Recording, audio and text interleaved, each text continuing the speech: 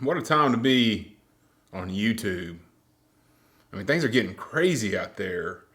I've never seen a time where creators and viewers are at total odds against each other so much more than they currently are right now. I don't know who wins that battle, really. Who comes out on top? I don't know. I can tell you one thing. I own a business, and if I treated my customers like some of these YouTubers treated their viewers, I wouldn't be in business anymore. But what do I know? I'm just a small time dude who don't know anything about anything. But today I want to talk a little bit about kind of the trend I see going on in the camera industry. They're all these companies are wanting to bring a small, portable, light, full frame camera to the market. And I've tried a few of those. And I've enjoyed some of them and some I kind of didn't. And I thought I would try to pass along some of the pitfalls that might come along with, a small full frame camera, at least that I've seen. The first and most important thing that you need to know about getting a small, light, full frame camera is you're going to have to put a lens on that camera. Now, you could go with like a little pancake lens, and they do make those pretty small. But generally, if you're going traveling, you're going to want some kind of zoom lens.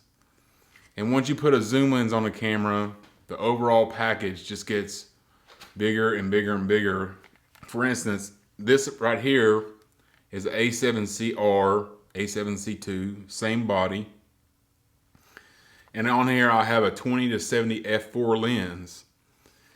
And that is about pushing maximum of what I like to carry on this camera. Okay. Now, a lot of these cameras, they're not having very much of a grip at all. Like the ZVE1 doesn't have much of a grip. Some of the other ones that have come out don't have much of a grip at all.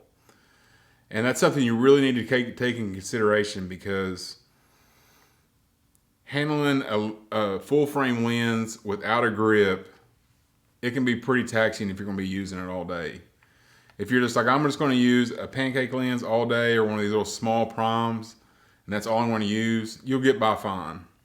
As soon as you put a zoom lens on there, or maybe you want something with really shallow depth of field, like a 1.4 lens, or maybe even a bigger 1.8 lens, it becomes pretty unmanageable real fast. And even with like this ACR, and even with like this A7CR from Sony, not only does it have a grip on it, but I always have an extended grip on there every time. Another thing that you should keep in mind is like when you have a small full frame camera like this with a lens on it, once you get into this realm, this size of camera, even a small one, you're going to have to carry a bag. That's all there is to it. You might be able to carry it around your neck for a short period of time, but if you're going somewhere where you might have to travel any kind of distance, you're going to want a bag. Once you start carrying a bag, that opens up another variety of cameras that you can take with you. So, if you're going to go out and you're going to carry a bag with a camera in it, does it have to be a small, light, portable, full frame camera? I don't know. There's a lot better cameras out there maybe for you. Because once you bring that bag, you're committed. You're committed to carrying a camera. So carry the camera that you want to carry with you. Okay, another thing is these camera companies, to reduce weight, size, and cost, they start stripping stuff out of most of these cameras. The A7C2, the A7CR, maybe not so much. But again, they're more expensive than a lot of other small full frame cameras.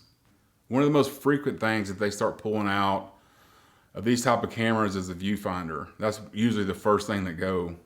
That might be good for a young person that can see really well. But when you get older, like me, not having a viewfinder becomes a humongous issue. Okay, I had that ZVE1 when I was out in the sun. Literally could not see it in the sunlight. at all. And at that point, you're just trusting your camera to do everything right. Get everything in focus, get all the exposure just right, get everything just so for you, okay? Because you literally can't see it, and you also can't review your photo after you take it to see if you got it or not. So it becomes an issue, and maybe that's just the old man thing. I mean, that's more than likely the case.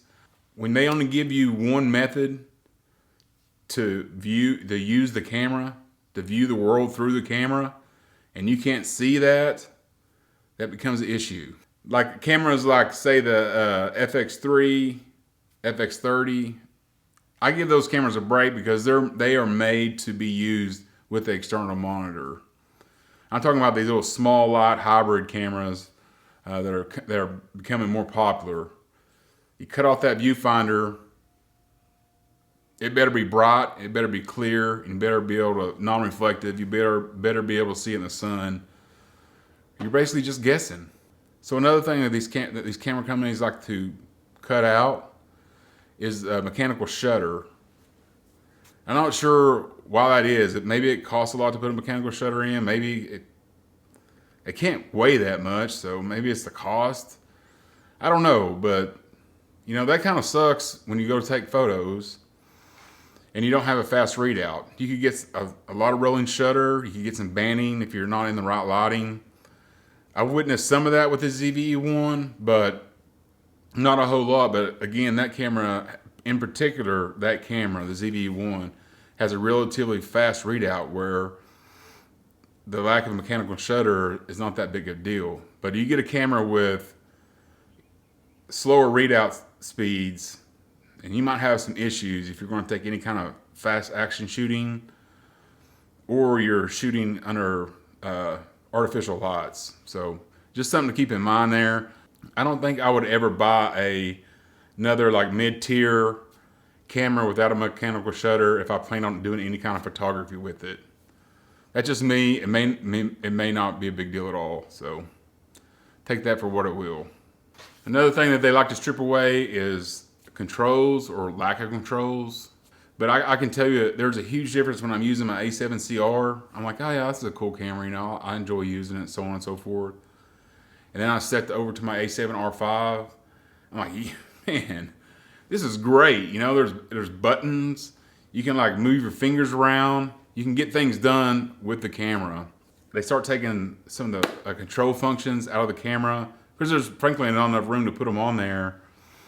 And the camera starts being a little bit harder to use. And also you have a tendency to hit the buttons that are on there by accident. So you might be going along, hit a button, not know you hit a button, change some setting that you don't know, raise the camera up to in this case it'd be just up here, and try to take a photo and something is off because you depressed the button on accident. So just something else to keep in mind. So those are just some of the things about having one of these small full frame Wonder cameras that are coming out. Man, they are great in one hand, but in another hand, they can just be more trouble than there were. So you really have to look at each one closely and figure out which one is right for you. So I hope that helps. So thanks for watching the video. If you enjoyed it, make sure you hit the like button. And if you want to see more content like this, go ahead and hit subscribe. Thanks for watching, and we'll see you on the next one.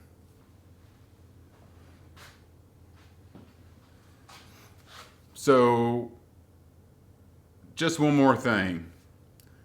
I have a sneaky feeling that over the next couple of months, there's going to be a lot of people pushing LUT packs and presets and things like that that are going to be for sale on, by all these creators and stuff.